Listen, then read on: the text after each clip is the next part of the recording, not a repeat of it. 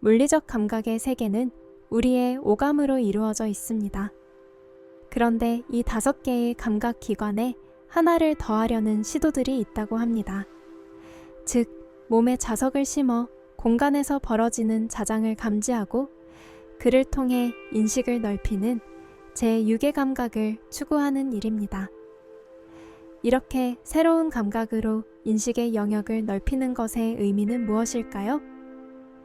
그것은 우리가 경험하는 세계를 확장하고 미세하게 함으로써 기존의 경험 세계가 사실이 아니라 우리 감각을 통한 경험임을 일깨워준다는 점입니다. 카라 플라토니는 다수의 권위 있는 상을 수상한 과학 기자이자 작가로 흥미로운 사례와 함께 인간의 인식이 어떻게 확장될 수 있는지에 대해 이야기합니다. 오늘은 지금 여기 24-45에 실린 글 중 하나인 바이오 해킹 6번째 감각에 대해 들려드리겠습니다.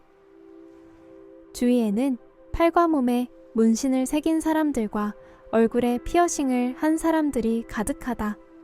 하지만 약간 헝클어진 갈색 머리에 티셔츠와 청바지를 입고 활짝 웃는 포레스트는 아무것도 하지 않아서 오히려 눈에 띈다.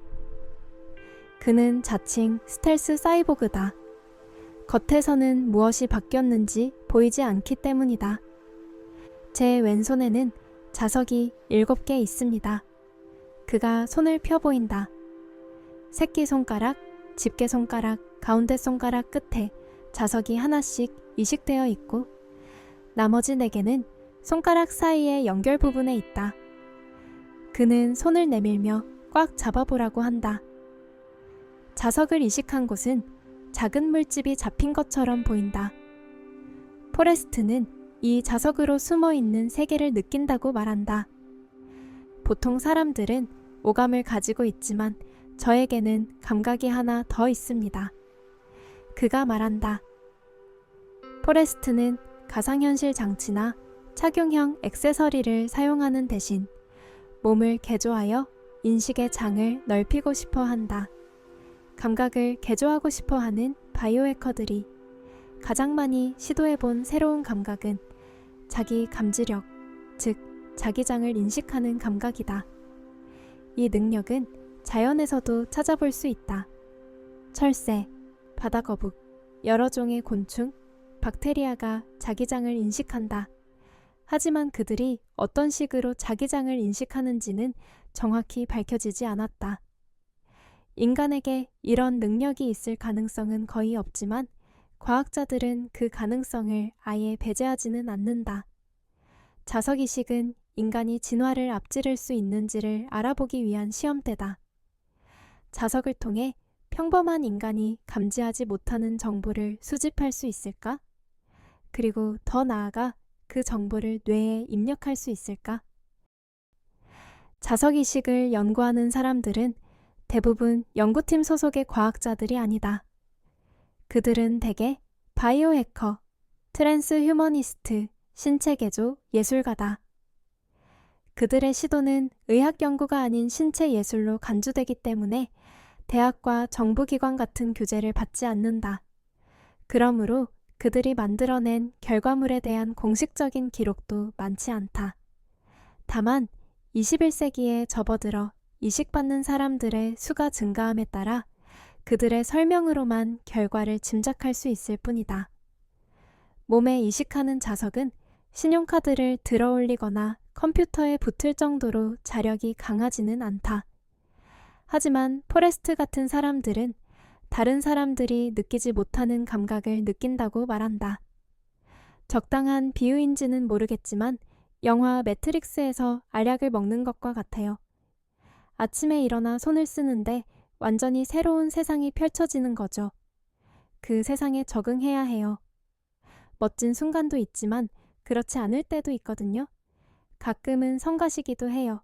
하지만 자석을 이식했으니 피할 길이 없죠. 그게 제가 처한 새로운 현실인 거예요.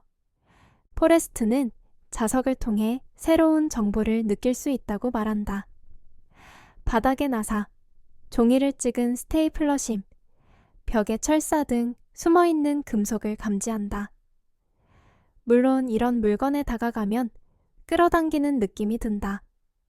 하지만 포레스트를 비롯해 자석을 이식한 사람들은 콘센트, 형광등, 전선 등의 전류를 인식한다는 점을 중요하게 꼽는다. 포레스트는 이때 마치 전기에 감전된 것 같은 느낌이 든다고 설명한다. 의심 많은 사람들은 손에 자석을 이식받으면 누구나 자기를 감지하는지, 즉 몸을 바꾸면 인간이 감지하는 5가지 감각 이상으로 영역을 확장할 수 있는지 궁금해할 것이다. 이를 옹호하는 바이오해커들의 주장은 다음과 같다. 자기 감지력은 자연의 존재하므로 진화를 통해 이에 대응하는 생물학적 시스템이 이미 구축되어 있다. 일부 동물은 주변 환경에서 자기 신호를 수신한 뒤에 뇌에 입력하여 의미 있는 정보로 바꾸기도 한다. 인간에게는 자기를 감지하는 기관이 없지만 영리한 해결책을 찾아 이 과정을 흉내내지 못할 이유가 있을까? 뇌는 놀라우리만치 가소성이 높다.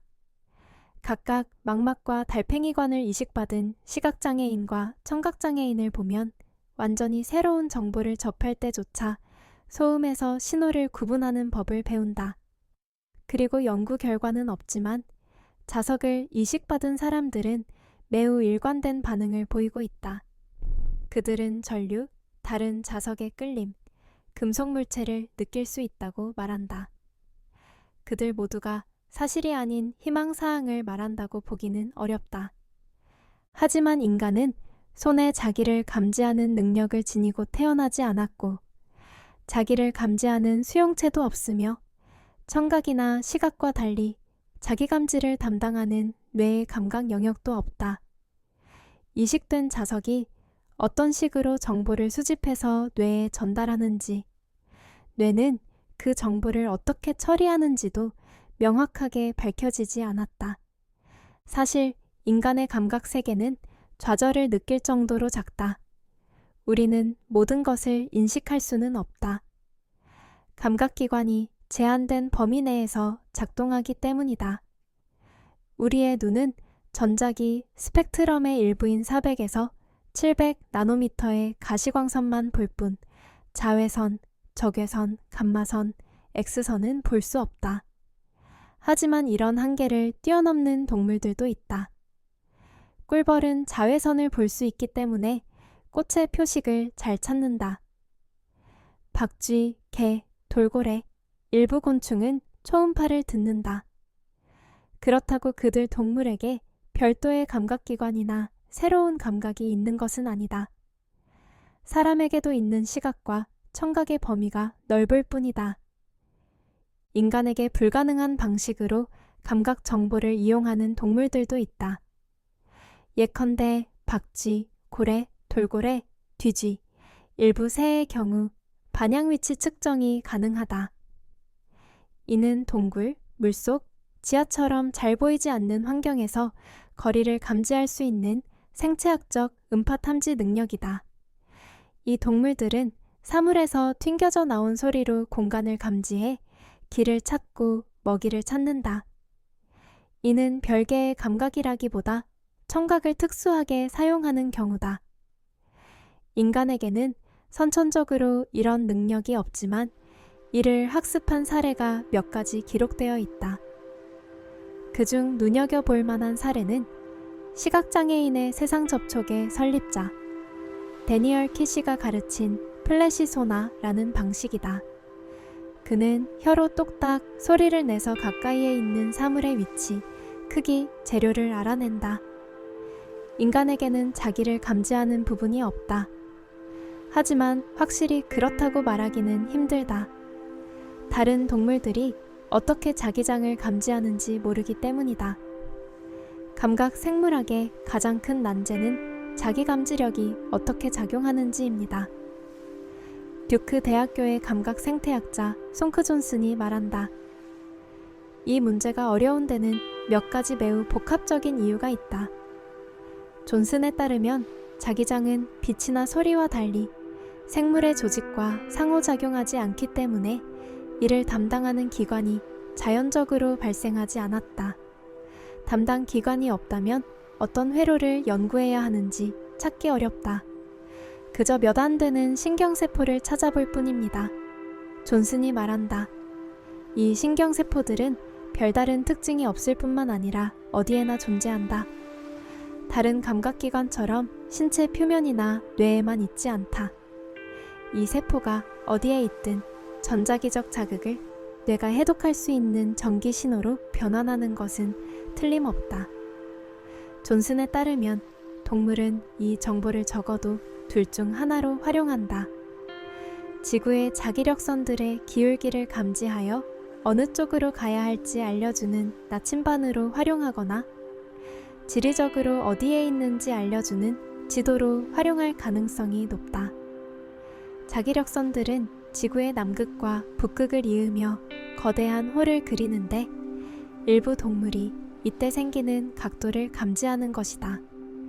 이런 인식 경험이 동물들에게 어떤 느낌을 주는지는 알 수 없다. 연구에 따르면 어떤 새들은 기울어진 자기력선들을 볼 수 있다고 한다. 하지만 이외의 종에게는 완전히 낯선 감각이다. 카라 플라토니의 바이오 해킹 6번째 감각. 여러분은 어떻게 느끼셨나요?